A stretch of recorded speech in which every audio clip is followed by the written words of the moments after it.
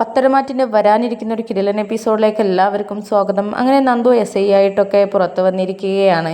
എന്നിട്ട് നേരെ അനന്തപുരിയിലുള്ള പ്രശ്നങ്ങൾ തീർക്കാനാണ് നമ്മുടെ നന്ദു തീരുമാനിക്കുന്നത്. ആദ്യം തന്നെ അഭിയുടെ കള്ളത്തരങ്ങളാണ് നമ്മുടെ നന്ദു കണ്ടെത്തുന്നത്. എന്നിട്ട് അത് അനന്തപുരിയിൽ എത്തിയിട്ട് എല്ലാവരുടെയും മുന്നിൽ വെച്ച് പൊളിക്കാനാണ് നന്ദുവിൻ്റെ ഉദ്ദേശം.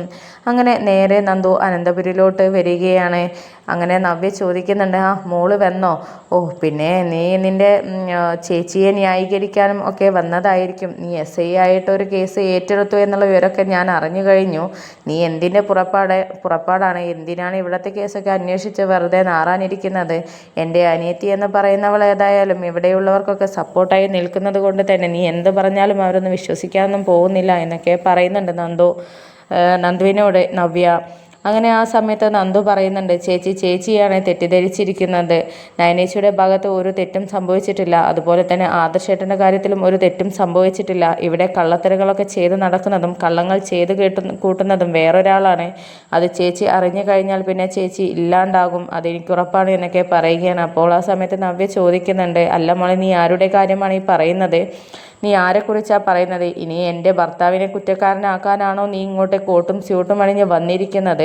അല്ല, നിൻ്റെ കാര്യമായതുകൊണ്ടാണ് എന്താ പറയുക എന്നുള്ളതും ഇന്ന് എനിക്ക് ഉറപ്പില്ല എന്നൊക്കെ ഇങ്ങനെ പറയുന്നുണ്ട്. അപ്പോൾ ആ സമയത്ത് നന്ദു പറയുന്നുണ്ട്, അതെന്താ ചേച്ചി അങ്ങനെ പറഞ്ഞത്? ഞാൻ ന്യായമല്ലാത്ത കാര്യമൊന്നും ഇതുവരെ ചെയ്തിട്ടില്ലല്ലോ എന്നൊക്കെ ചോദിക്കണം. അപ്പോൾ ആ സമയത്ത് നവ്യ പറയുന്നുണ്ട്, അത് ശരിയാണ്, നീ ന്യായക്കേട് കണ്ടാൽ മാത്രമേ പ്രതികരിക്കുകയുള്ളൂ. ന്യായമായ കാര്യങ്ങൾക്ക് നീ ഒന്നും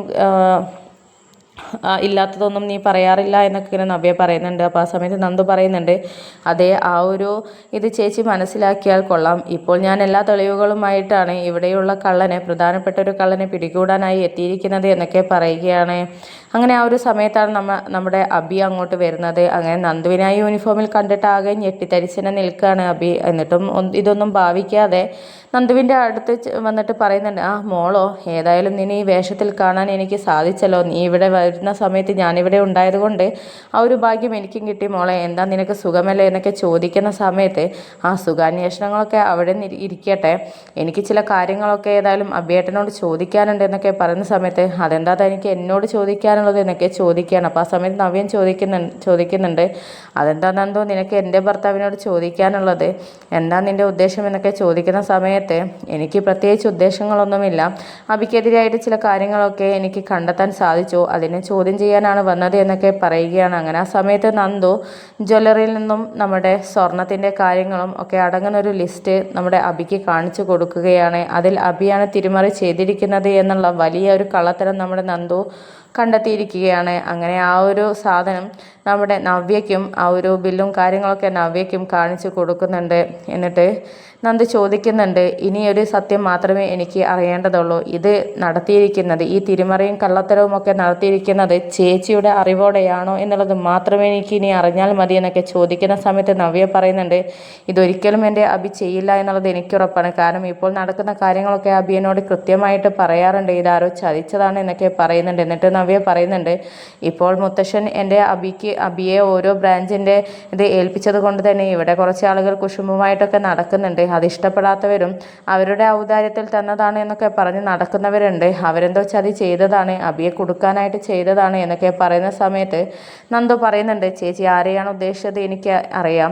ഇത് നയനേട്ടത്തി പറഞ്ഞിട്ടോ ആദർശേട്ടൻ പറഞ്ഞിട്ടോ ഒന്നുമല്ല. ഇതിൽ കാണുന്ന കാര്യങ്ങളൊക്കെ സത്യം തന്നെയാണ്. അല്ലാതെ വെറുതെ കള്ളബില്ലുണ്ടാക്കേണ്ട കാര്യമൊന്നും എനിക്കില്ല. തെളിവുകൾ ഫോണിലും ഉണ്ട്. അബി ഓരോ കാര്യം ചെയ്യുന്നതും മറ്റൊരാളെ കാണാൻ പോകുന്നതും ഫോൺ ചെയ്യുന്നതുമായ റെക്കോർഡുകളെല്ലാം എൻ്റെ കയ്യിലുണ്ട് എന്നൊക്കെ പറഞ്ഞിട്ട് നന്ദു നവ്യയ്ക്ക് ആ ഫോണിൻ്റെയൊക്കെ കാണിച്ചു കൊടുക്കുകയാണ്. അങ്ങനെ ഇതൊക്കെ കണ്ടിട്ടാകെ ഞെട്ടിത്തരിച്ച് നിൽക്കുകയാണ് നവ്യ. അങ്ങനെ ആ സമയത്ത് നന്ദു പറയുന്നുണ്ട്, ഇനി വേറെയും ചില സത്യങ്ങളൊക്കെ എനിക്ക് തുറന്ന് പറയാനുണ്ട്. അത് ആരെക്കുറിച്ചാണ് എന്നുള്ളത് അറിഞ്ഞു കഴിഞ്ഞാൽ പിന്നെ നവ്യയുടെ ജീവിതം എന്താവും എന്നുള്ളത് എനിക്ക് അറിയില്ല. അതുകൊണ്ടാണ് തൽക്കാലം ഞാൻ അതിനെക്കുറിച്ചൊന്നും പറയാത്തത് എന്നൊക്കെ പറഞ്ഞ സമയത്ത് അബി ആകെ ഞെട്ടിത്തരിച്ചിട്ട് പേടിച്ച് നിൽക്കുകയാണ്. കാരണം ചന്തുമോളുടെ കാര്യമാണ് പറഞ്ഞു വരുന്നത് എന്നുള്ളത് അബിക്ക് ബോധ്യമായതുകൊണ്ട് തന്നെ അക്കാര്യത്തിലൊന്ന് പേടിച്ച് തന്നെയാണ് അഭി നിൽക്കുന്നത്. പക്ഷെ ആ സമയത്ത് നവ്യ ചോദിക്കുന്നുണ്ട്, നീ എന്താ പറഞ്ഞു വരുന്നത്, നീ എന്താ ഉദ്ദേശിച്ചത്, ആരെക്കുറിച്ചാണ് പറയാൻ പോകുന്നത്, ഇവൻ്റെ എന്ത് കാര്യം അറിഞ്ഞാലാണ് ഞാൻ പേടിക്കുന്നത്, ഞാൻ ഇല്ലാണ്ടാവുന്നത്, അതെനിക്ക് അറിഞ്ഞേ പറ്റൂ എന്നൊക്കെ പറയുന്ന സമയത്ത് അതൊക്കെ ഞാൻ വഴിയേ പറയാം.